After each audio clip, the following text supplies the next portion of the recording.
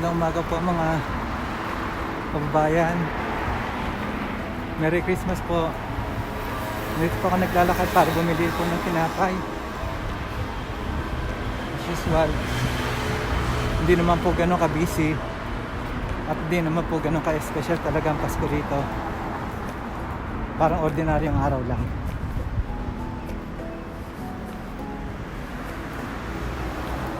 Wala mga palamuti,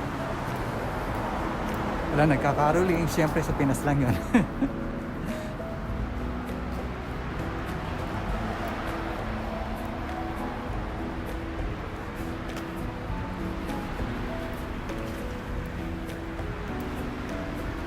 Tignan po natin kung marami pa rin namibili sa talipapa sa mga ganitong oras.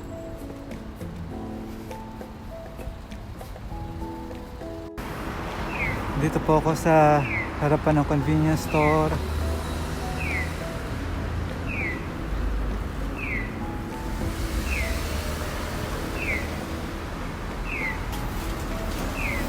Ngayon damakam po yung init. Naghahalo po yung init tsaka lamig. Pero mag-inom po.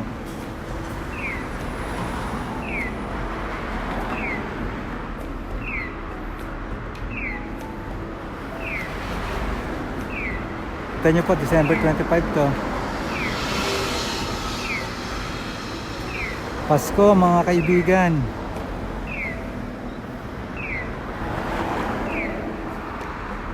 Walang espesyal.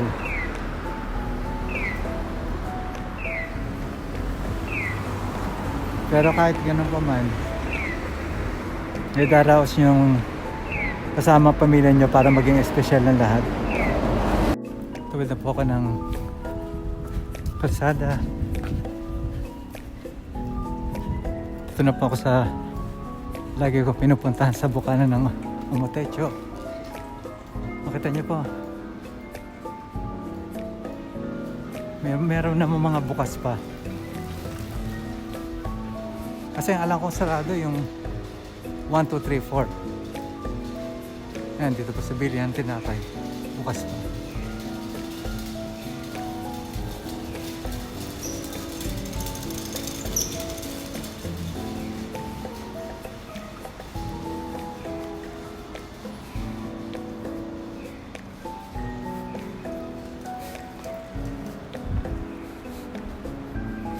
Talaga po mga nakasulukbong sila. Sobrang ginaw po. Nakita ko ng mga fresh gulay. Dito na ako sa Fresh Marché.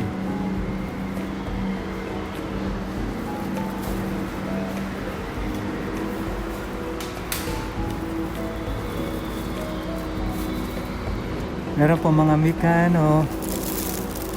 Alam niyo po matamis to eh.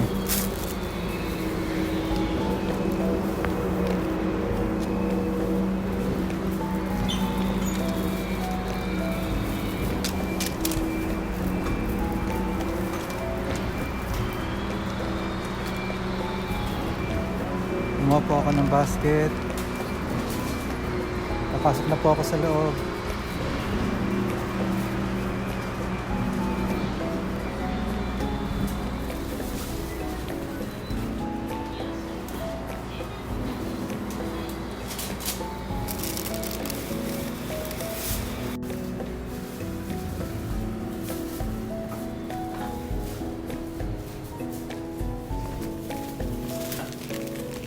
Bumili po ako ng paboritong kamote.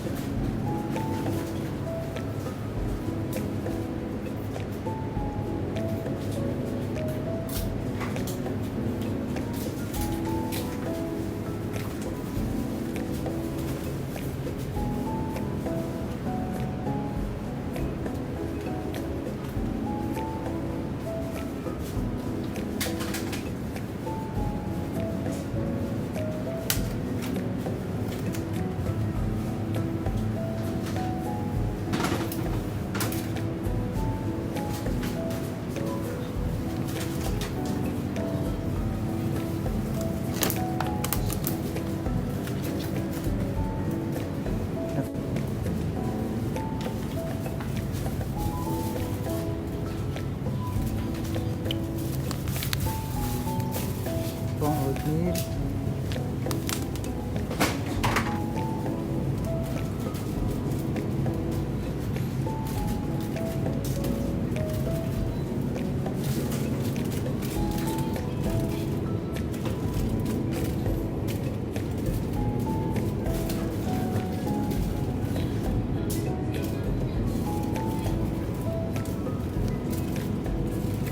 Sumimasen. これはサッと入ってないんですね。これは入ってないです。ありがとう。は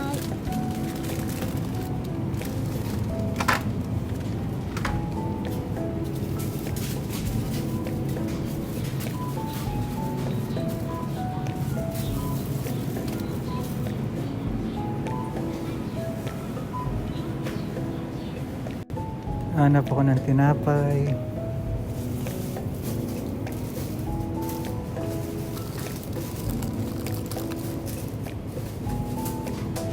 Libre ko po sa apple pie.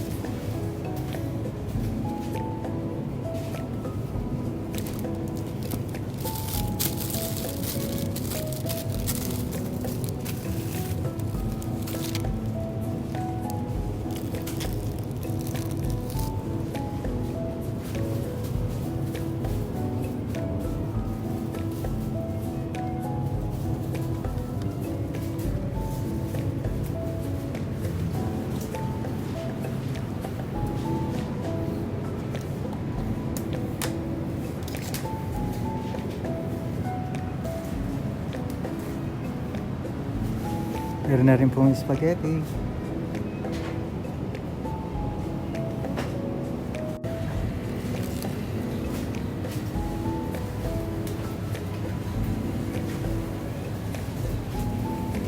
Burrito po ni Viento.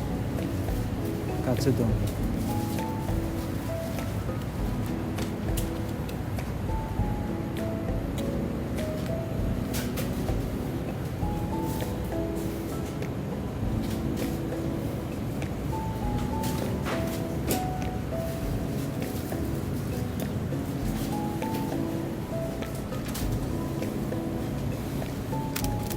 May mga roast beef po. Alam pong siopaw.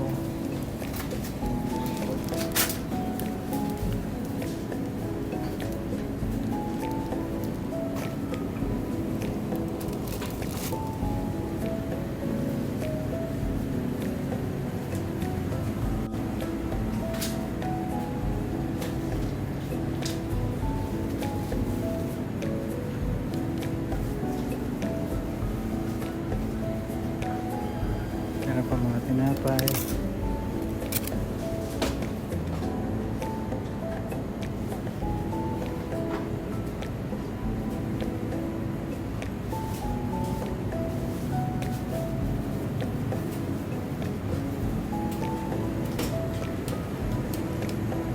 Magbabayad na po ako.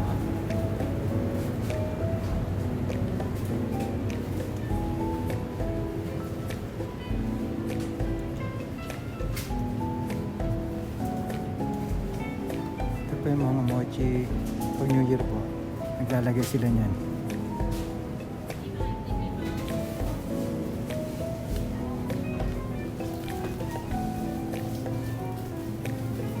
Tapos na po ako magbayad. Pauwi na po ako para kumain. At sana okay na yung anak ko. Kasi may lagnat po siya kahapon.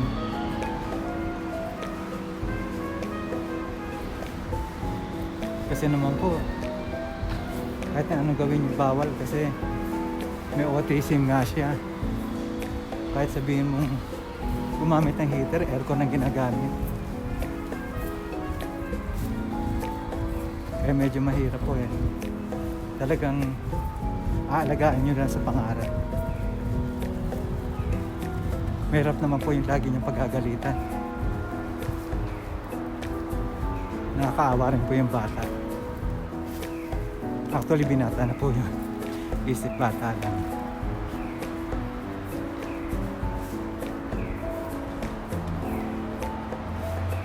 Sana po mag-iingat kayo lagi.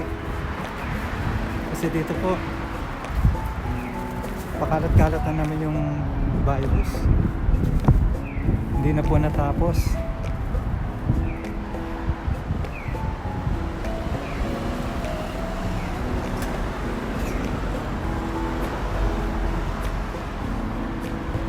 Ayan po, Pasko. Walang special. Ganun po talaga. Hindi po para-pareho mga bus na pinupuntahan natin.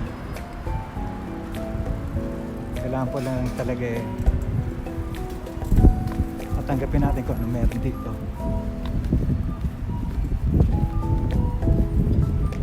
Para lang maging masaya ang Pasko.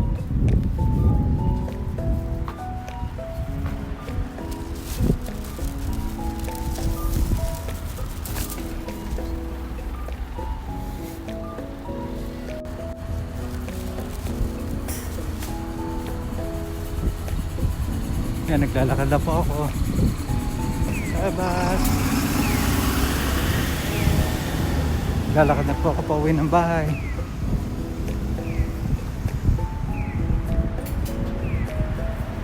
Ito po, tindahan po ito ng mga fresh na isda.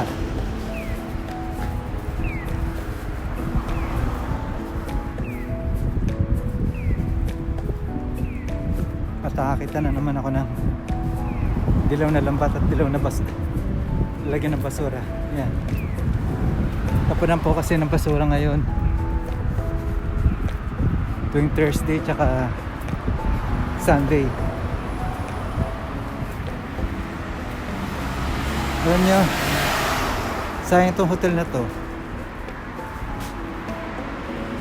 Nagsara, ang ganda pa naman ng pwesto. Hindi ko alam kung bakit. Pabahayan na yan ang mumu.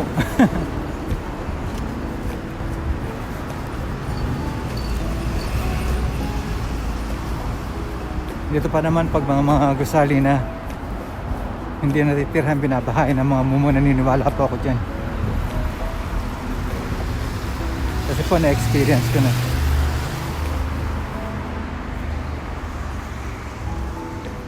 Mukhang masarap dito.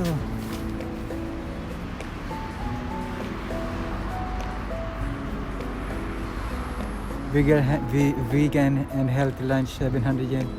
Tapos tax mura na po.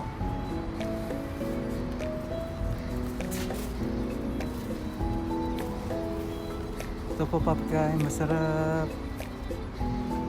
Pag tayo po may pera na, pupunta tayo dyan. Cafe Seed of Life.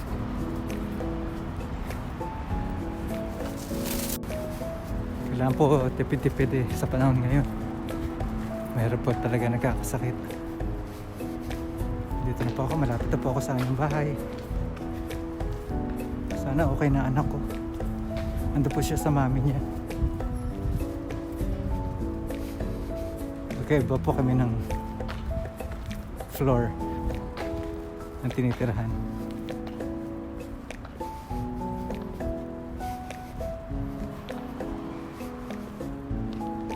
Ito po, Chinese restaurant to.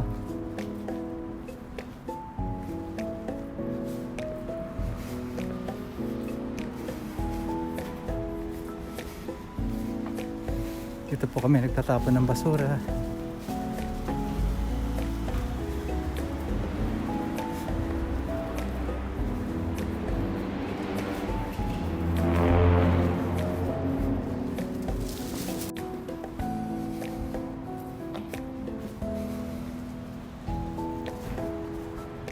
Grabe po ang set.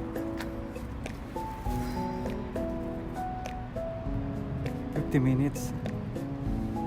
9,500. Magupo ka lang ng babae. Bagong bukas po. Kaya meron mga ganyan.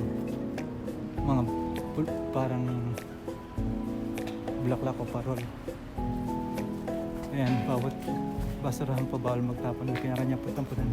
May mga CCTV camera po. Kaya hindi basta-basta pagtatapon.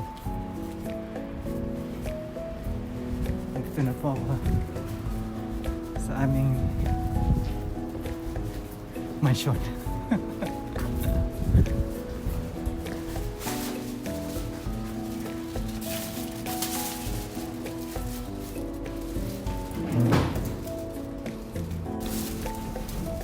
Pasok na po ako at ito po aming bahay.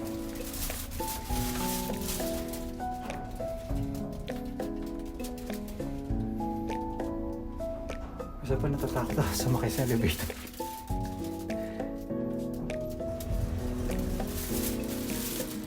Yan ko pong kapitbahay ko naglilipat na. Alis na yata. At ang aming mga basura dito pa rin. Pero magagamit ko po yan. Yan.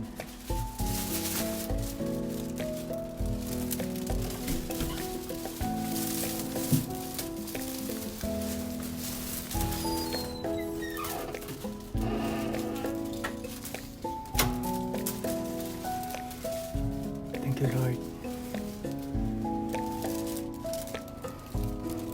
Sige po hanggang sa muli. Okay mga kaibigan, hanggang sa muli po. Sa muli nating pagkakwentuhan, nagpasyal ko kayo. Pinasyal ko lang kayo kung tinignan natin kung marami pa namimili dahil Pasko pa rin naman ngayon.